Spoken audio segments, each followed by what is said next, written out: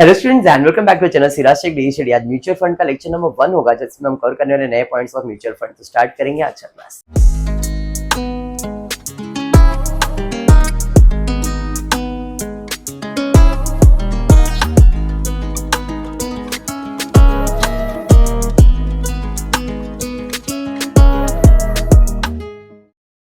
Anyone what is mutual fund?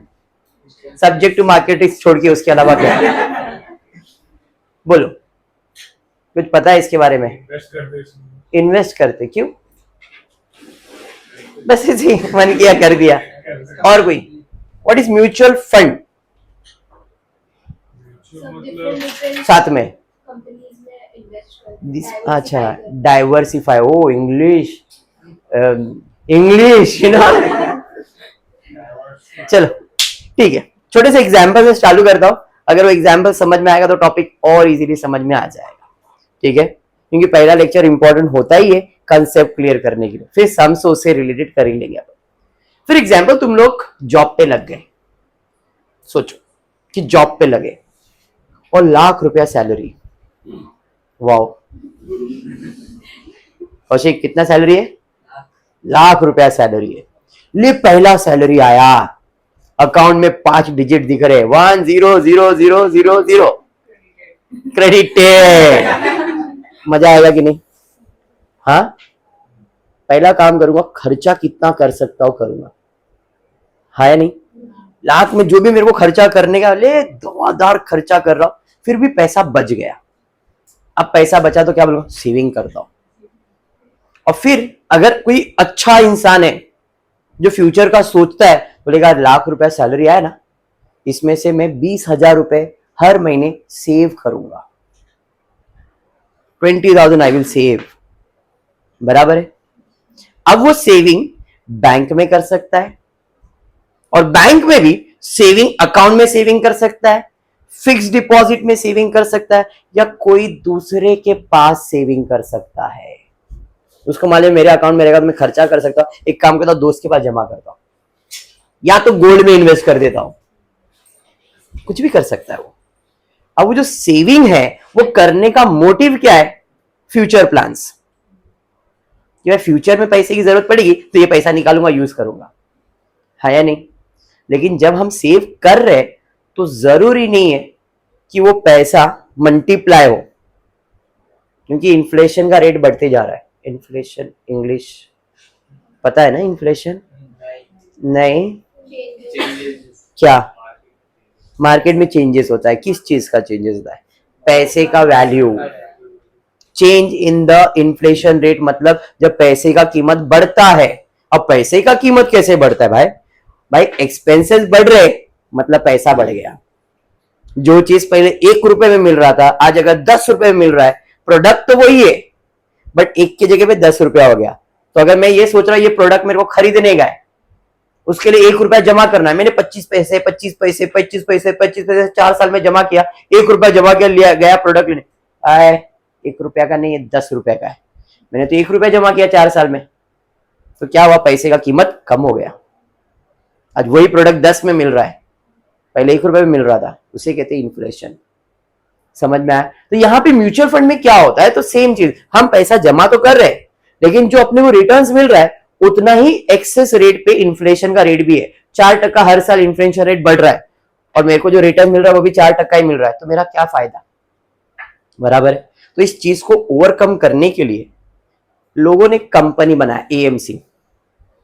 AMC एक सा company है, ऑर्गेनाइजेशन है। वो क्या करता है, मेरे जैसे लोगों के पास जाता है, बोलता है सर अगर आपको सेविंग करना है हमारे पास पैसा इन्वेस्ट करो।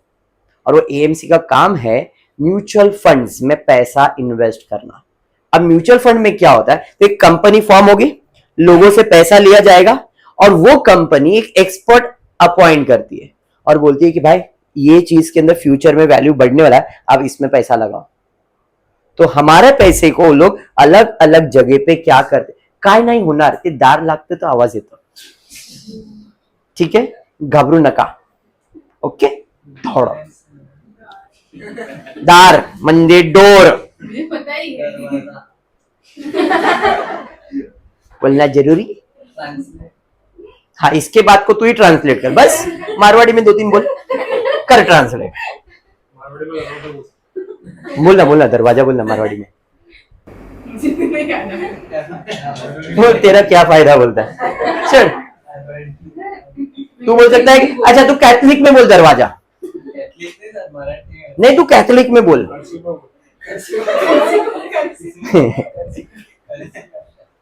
हाँ मुझे याद आया। हाँ बोलना। हाँ कमार। कमर नहीं कमार, कमर दिव्या कमार कमार। छोड़ो म्यूचुअल फंड पे आते हैं। तो जब मुझे पैसा इन्वेस्ट करना था सेविंग में, तो मैंने यार सेविंग में तो रिटर्न ही नहीं मिल रहा है, तो मेरे दोस्त ने मेरे को सजेस्ट किया एक कंपनी है, उन लोग के पास जाके पैसा दे, वो लोग तेरे पैसे को अच्छे जगह पे इन्वेस्ट करेंगे, और वो लोग जो इन्वेस्ट करते हैं उसी को कहते हैं म्यूचुअल फंड।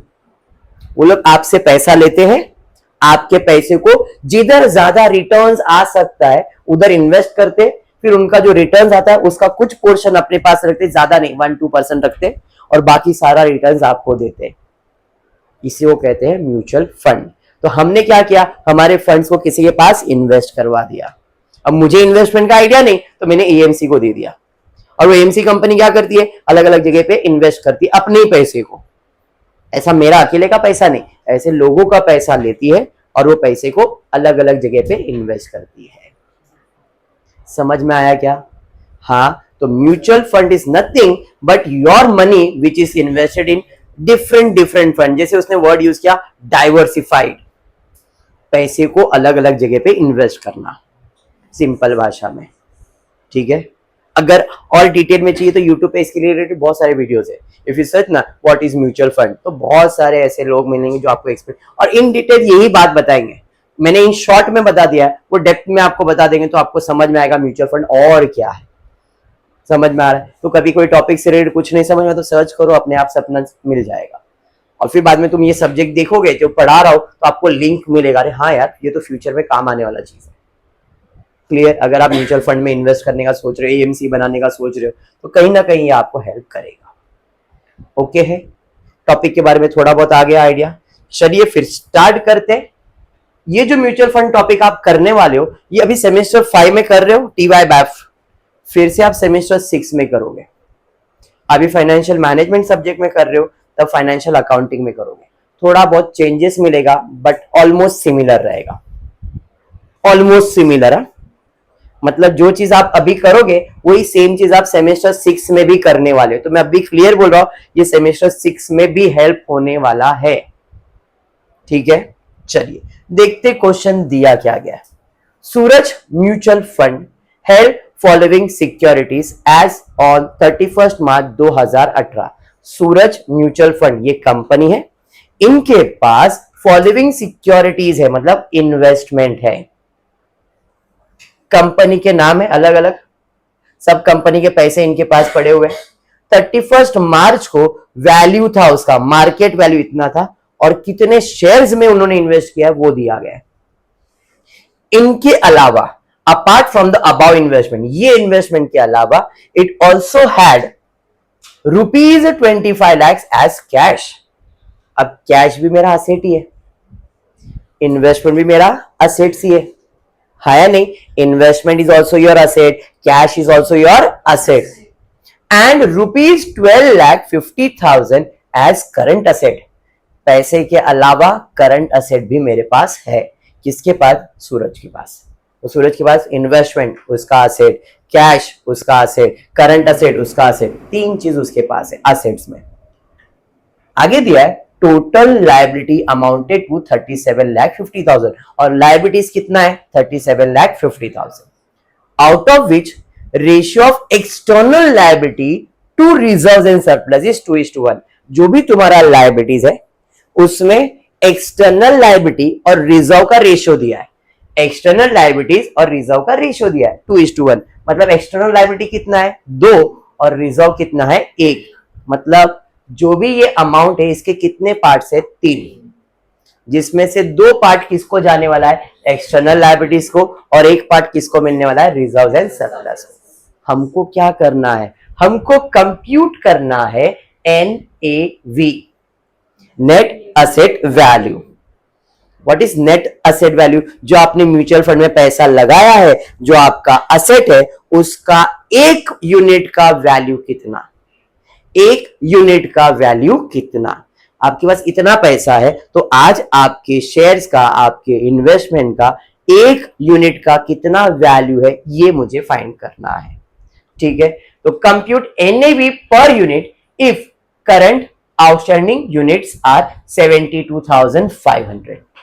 मैंने टोटल कितना पैसा इन्वेस्ट, कितने शेयर्स में इन्वेस्ट किया है? 72,500 शेयर्स में इन्वेस्ट किया है। इतना शेयर्स में मैंने इन्वेस्ट किया, तो ये नंबर ऑफ शेयर्स तो दिया ही है, उसके अलावा इनको काउंट नहीं करके उसने रैंडमली आपको टोटल आंसर दे दिया कि आपने कितने शेयर्स में इन्वेस्ट किया है, 72,500। तो जो भी आपका असेट का टोटल होगा उसको किससे डिवाइड करेंगे? 72,500 यूनिट से। तो अपने को पता चलेगा एक यूनिट का वैल्यू कितना है।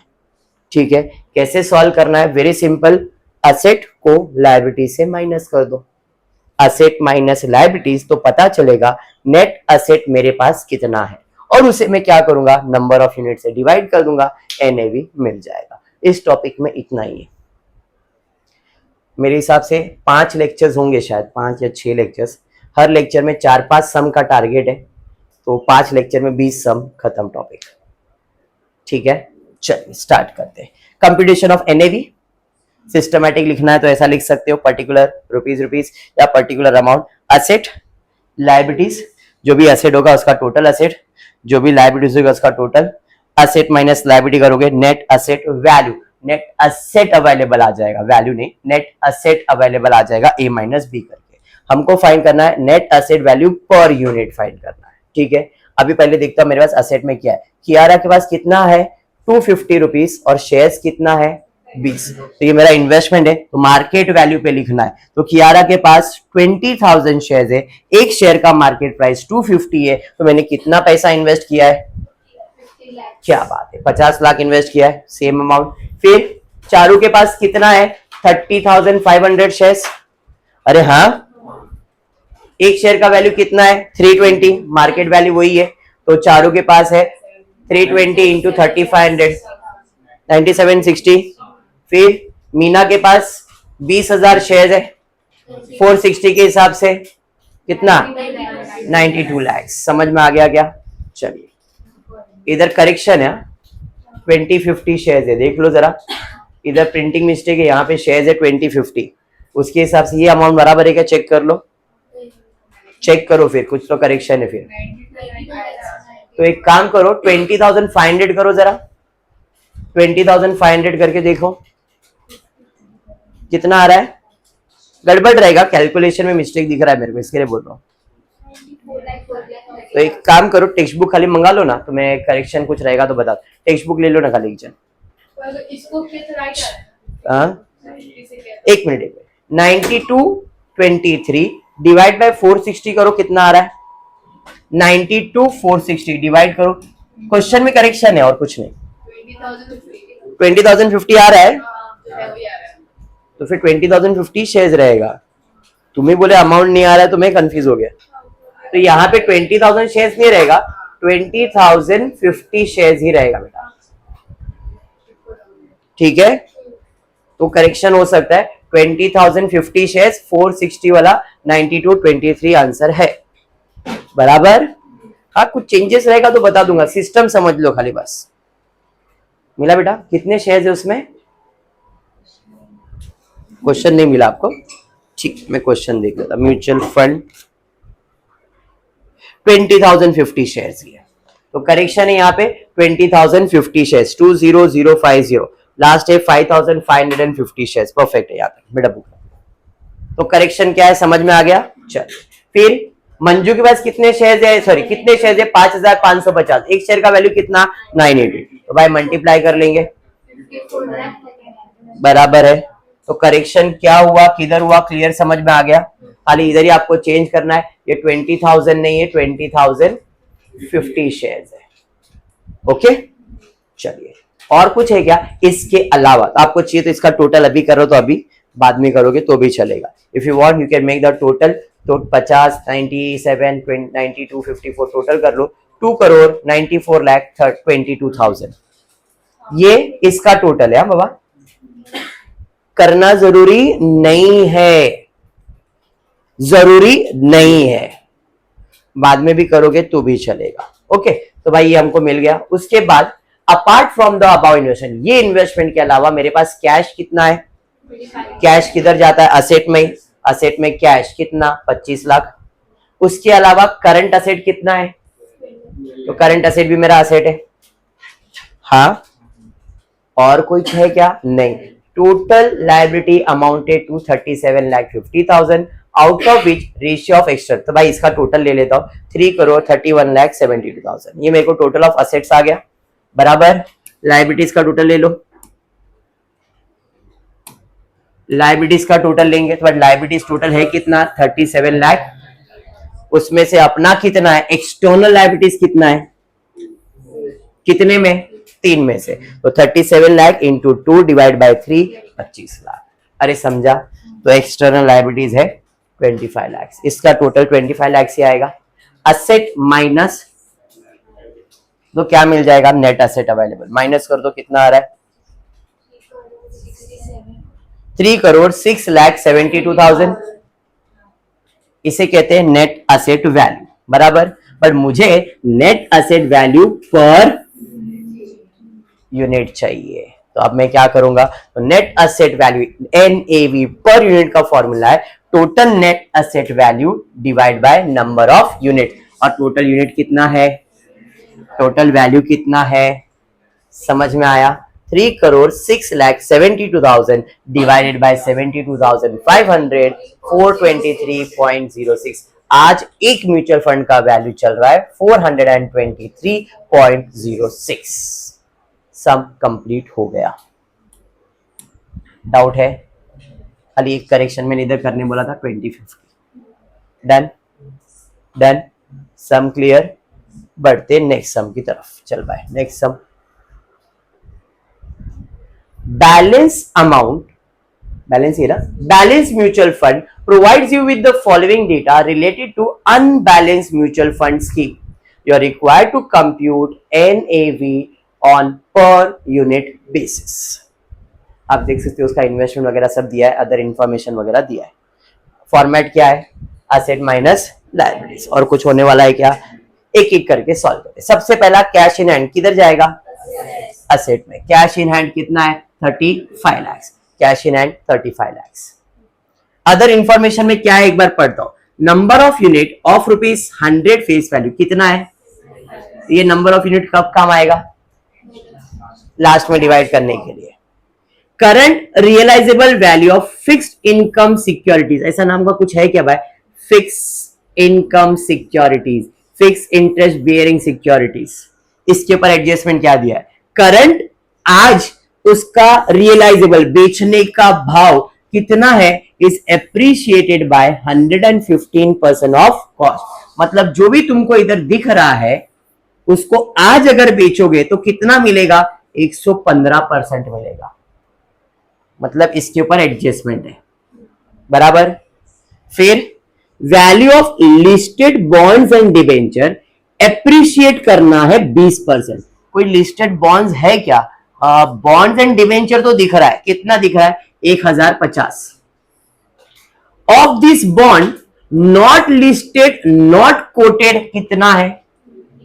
मेरे पास टोटल बॉन्ड्स कितना है? टोटल बॉन्ड्स कितना है? इसमें से नॉट लिस्टेड वाले कितने? 350। तो बचे वो क्या रहेगा? और उसके ऊपर ही एडजस्टमेंट है। Value of listed bonds, listed bonds, ये बॉन्ड्स ही है ना, बॉन्ड्स एंड डिबेंचर्स ये ना। तो value of listed bonds and debenture appreciate by 20%। मतलब इसको ऐड करना है कितना परसेंट? सबर सबर, आराम से समझ लो, फिर करेंगे। Clear? Unlisted bonds and debenture value 20% below cost, इनको 20% कम करना है। अरे समझा? समझा? मतलब फिर से इन दोनों के ऊपर भी एडजस्टमेंट है। All listed securities, listed securities, इसके पहले लिस्टेड बॉन्ड्स था, अभी लिस्टेड सिक्योरिटीज है, कंफ्यूज नहीं होना। तो जितने भी लिस्टेड सिक्योरिटीज है where purchase when market index was 12,000 and आज इंडेक्स चल रहा है 15,750, मतलब इसके ऊपर भी एडजस्टमेंट है। क्लियर? एडजस्टमेंट किसके किसके ऊपर है? कैश पे कोई एडजस्टमेंट नहीं था, एक्सपेंडिचर पे नहीं, अमाउंट पे, फिक्स इनकम के ऊपर था कि भाई तुम्हारा वैल्यू 320 है, यहां पे उसने बोला आज उसको बेचोगे तो उसका वैल्यू कितना होगा? 115% होगा ऑफ कॉस्ट। तो अपने को क्या करना पड़ेगा? 115% वैल्यू लिखना पड़ेगा एंड सो ऑन करना पड़ेगा। ठीक है, चलिए फिर स्टार्ट करता हूं। कैश में कोई एडजस्टमेंट नहीं था, मैंने जैसा वैसे ही लिख दिया।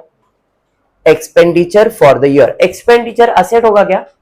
क्या होगा? लायबिलिटीज। लायबिलिटीज में जाओ, एक्सपेंडिचर फॉर द ईयर कितना है? 1050, expenditure 1050। Amount payable, anything payable is my, anything payable is my liabilities. Liability side पे कितना है भाई? समझा? हाँ, फिर आगे बढ़ूंगा मैं। इसके ऊपर एडजस्टमेंट आया था। क्या एडजस्टमेंट आया था? कि जो भी इसका भाव है वो कितना परसेंट हो जाएगा अब? तो मतलब अब ये तो मेरा असेट ही है ना, फिक्स इंटरेस्ट बेयरिंग सिक्योरिटी मेरा असेट है, इन्वेस्टमेंट है, तो 320 को कितना परसेंट लिख लो? 115%। तो 320 का 115% निकालो, कितना आ रहा है? 360। अंडरस्टूड? Any doubt? नहीं क्या? हाँ, नहीं समझा, ठीक है। बॉन्ड्स एंड डिवेंचर्स मैंने वर्किंग बना दिया है। बॉन्ड्स एंड डिवेंचर्स कितना है? 1050। Of this bond not listed and not coated कितना है? 350। इसके ऊपर एडजस्टमेंट था 20% कम करना है, इस पे एडजस्टमेंट था 20% बढ़ाना है, बराबर है। तो पहले मैं लिस्टेड बॉन्ड्स लिख रहा हूं। 700 का 120% कर दिया। 120 क्यों किया? 100 में 20% ऐड करोगे तो 120 ही होगा ना। या तो फिर 700 का 20% निकालोगे 140 आएगा। 140 मतलब 840, बराबर। या तो डायरेक्टली 120% निकाल के चेक करो, 840 ही आएगा। आ गया? हाँ, समझा? अंडरस्टूड? 20% कम करने का है तो 350 का माइनस करो या सीधा सीधा 80% लिख दो। 350 का 80% लिखोगे तो भी चलेगा, या तो इसका 20% निकालोगे, 70 माइनस होगा, 350 में 70 माइनस होगा, 280 आ जाएगा। कौन सा आपको इजी लगता है वैसा करो। समझ में आ रहा है? तो भाई ये भी डन, ये भी डन, ये भी डन। लिस्टेड सिक्योरिटीज कितने का चल रहा है आज अपना? बट एडजस्टमेंट में बोला है जो लिस्टेड सिक्योरिटीज है, जब मैंने खरीदा था तब इंडेक्स का भाव कितना था? आज इंडेक्स का भाव कितना है? तो अगर आज भाव 15,750 है, उसको पहले भाव कितना था उससे डिवाइड कर दो। 15,750 डिवाइड बाय 12,000, तो उसमें कितने शेयर आ सकते थे? 1.31 जो भी आएगा, इतने शेयर ही आ सकते हैं। मैंने लिस्टेड सिक्योरिटी में कितना पैसा लगाया? तो 1500 में कितने आएंगे? तो इंटू 1500, जो भी आया रहेगा। तो हमेशा याद रखना, जब भी आपको ऐसा कोड दिया रहेगा कि भाई पहले भाव इतना था, आज भाव इतना है, तो आज का जो करंट ईयर का वैल्यू होगा उसको प्रीवियस ईयर के वैल्यू से क्या कर दो? डिवाइड कर दो, इनटू आपने जितना इन्वेस्टमेंट किया उसे मल्टीप्लाई कर दो। समझ में आया? तो मैं यहां पे लिस्टेड शेयर्स का आज मेरा भाव कितना है? आज कितना इन्वेस्ट किया मैंने? 1500।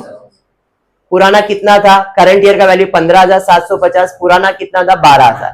15,750 डिवाइड बाय 12,000 इनटू कितना? 1500। समझा? कितना आ रहा है आपको? 1968.75। समझा ये? अर्जुन कुछ है क्या? हाँ, डिविडेंड इनकम मेरा असेट है, डिविडेंड इनकम मेरा असेट है। और कुछ आता क्या? करो फिर, फट से टोटल कर लो। 3552.75 करो। मैं अभी बोल रहा हूं क्योंकि ये मैंने सॉल्व नहीं किया है, मेरे को सॉल्व होके आता है, मैं सिर्फ एक्सप्लेन कर रहा हूं, खाली बोलता हूं मेरे मेथड से करने के लिए। राइट है? लायबिलिटीज का टोटल तो दिख रहा है 165.75 ही आएगा। असेट माइनस लायबिलिटीज 3387, देख लो दिख तो रहा है, लास्ट का 75 हट गया है, 2 5 तो 7 बराबर है, परफेक्ट। ये नेट एसेट मिल गया, बट मुझे क्या फाइंड करना था, यहाँ पे क्लियर बोला था एनएवी पर यूनिट बेसिस। कितना यूनिट है मेरे पास, 3387 लैक्स। ये कौन से आ गया रुपीज इन, तो मेरा इतना था 3387 इंटू लैक्स कर दिया, divide by number of shares, कितना 25 लाख। सर मेरे को पॉइंट में अगर मैंने किया तो आप देखो पॉइंट में कर सकते हो, 3387 डिवाइड बाय 25 और ऐसा करो, दोनों सेम रहेगा। क्यों, अमाउंट इन लैक्स ना, तो अमाउंट इन लैक्स तो ये कितना हो जाएगा, वो भी अमाउंट इन लैक्स है, तो 3387 डिवाइड बाय 25 करो, या 33,87 सॉरी 3,38,70,000 जो भी अमाउंट रहेगा, 33,87 लाख से है। 33,87 लाख डिवाइड बाय कितना शेयर्स करोगे, 25 लाख, तो आपको कितना वैल्यू आ रहा है देख लो, 135.4, और ऐसा भी डिवाइड करके चेक करो, सेम ही रहेगा।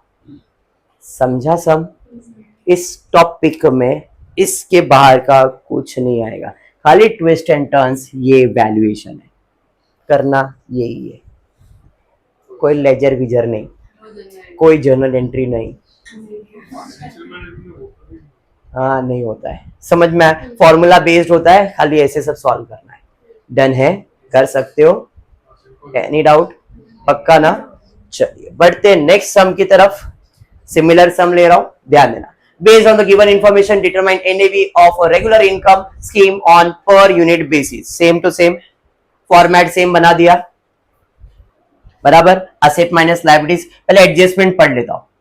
All listed shares were purchased at a nifty 7,500, अभी तो पढ़ा था लिस्टेड सिक्योरिटीज वाला, जब मैंने खरीदा तब भाव ये चल रहा था, ऑन डेट आज उसका भाव कितना चल रहा है, तो क्या करूंगा 10,000 डिवाइड बाय, और फिर इनटू जितना आपने लिस्टेड शेयर्स इन सिक्योरिटीज किधर है भाई, listed listed listed, current realisable value किधर है, लिस्टेड शेयर्स किधर रहेगा, नहीं यहाँ पे, तो अपन उसे मल्टीप्लाई कर देंगे। समझ में आ गया।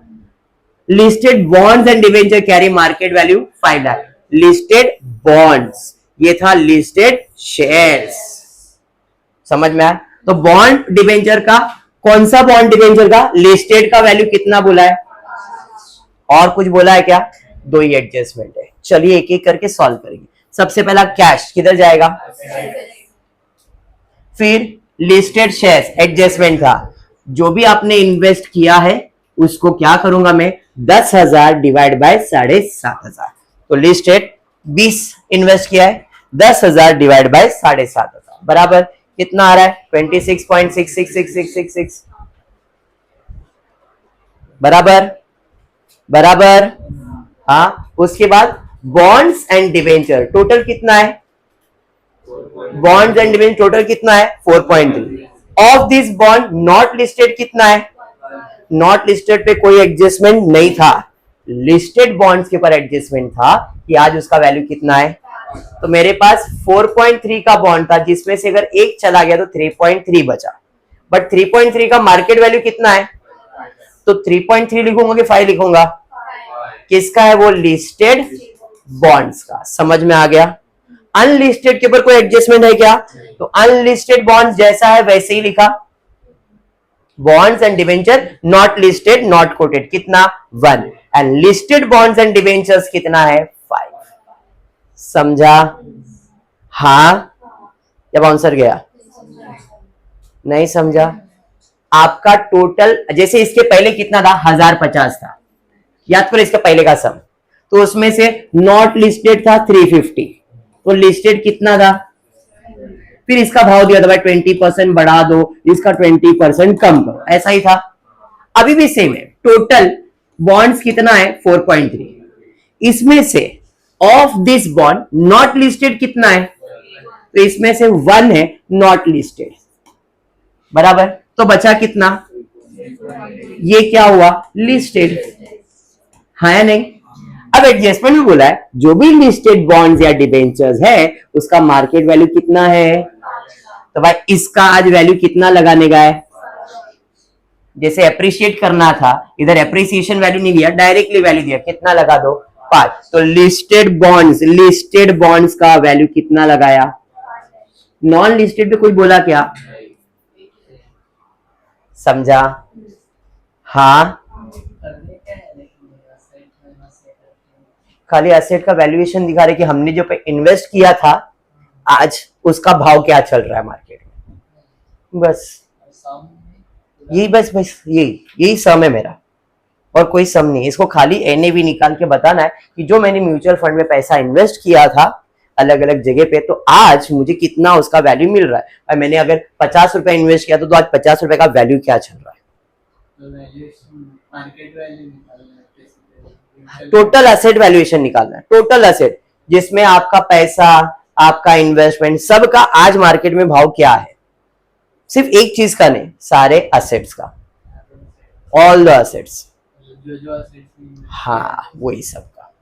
उसमें से लायबिलिटीज अपन माइनस करते जो डीसी को देने का, भाई ये पैसा दे के भी फिर भी मेरे पास एसेट इतना बच रहा है तो उसका भाव क्या चल रहा है, इसीलिए एसेट माइनस लायबिलिटीज कर रहे हैं, ठीक है, ओके।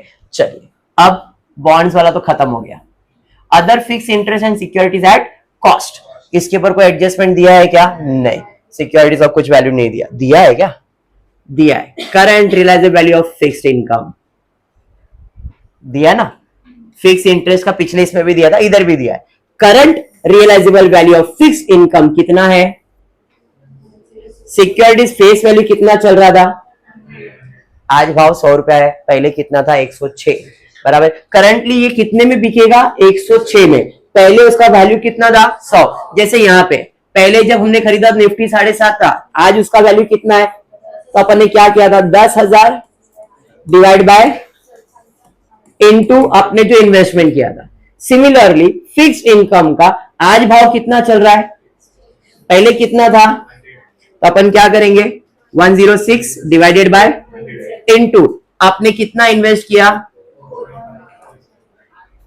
अरे समझा ना, पक्का, अरे यस, तो यहां पे हमने 4.5 106 डिवाइड बाय 100 करके इसका वैल्यू निकाला, तो भाई फिक्स इनकम भी हो गया। डिविडेंड अक्रूड के ऊपर कोई एडजस्टमेंट है क्या, असेट में जाएगा, अमाउंट पेबल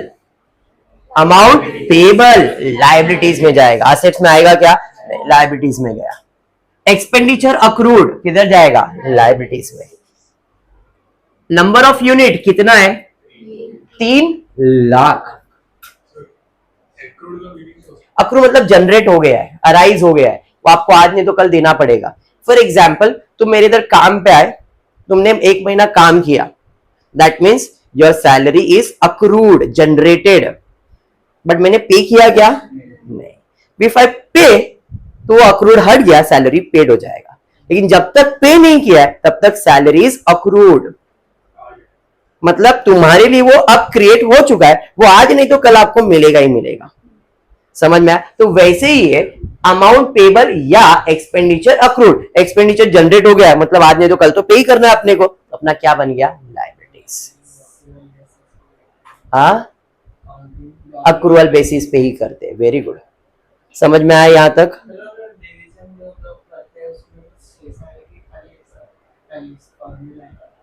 क्या डिवीजन, वो भी एक्सप्लेन करूंगा तेरे को मैं, क्यों करते वो भी रीजन दूंगा मैं तेरे को। अभी क्लियर है इतना, पक्का, और कुछ है क्या, नहीं। असेट का टोटल लिया, लायबिलिटीज का टोटल लिया, असेट माइनस लायबिलिटीज 3949 माइनस 7.07 करेंगे, कितना आ रहा है चेक कर लो,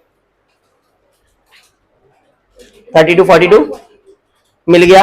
मुझे एनएवी पर यूनिट निकालना है, 3242 डिवाइड बाय 3। अब देखो यहाँ पे अमाउंट को कन्वर्ट इन लैक्स किया क्या मैंने, नंबर ऑफ शेयर्स भी 3 रखा मैंने, 3 लाख लिखा क्या, नहीं, तो आप 3242 अगर कन्वर्ट लैक्स में करते तो 3 को भी कन्वर्ट इन लैक्स करना पड़ता, समझा कितना आ रहा है। म्यूचुअल फंड क्या है समझा, पक्का 100%। आज 3 ही सम ले रहा हूं मेरे हिसाब से, यस 3 ही सम ले रहा हूं। नेक्स्ट लेक्चर में कुछ नए सम्स करेंगे और सिमिलर काइंड के समझाएंगे, कुछ नया नहीं आएगा, कुछ नहीं, यही चीज के साथ खेलने का अपने को थोड़ा सा, ओके चलिए, तो आज इतना ही करते हो। वीडियो पसंद आए तो प्लीज वीडियो को लाइक कर देना, फ्रेंड्स ग्रुप में शेयर करना, चैनल को सब्सक्राइब करना। Thank you for watching the video.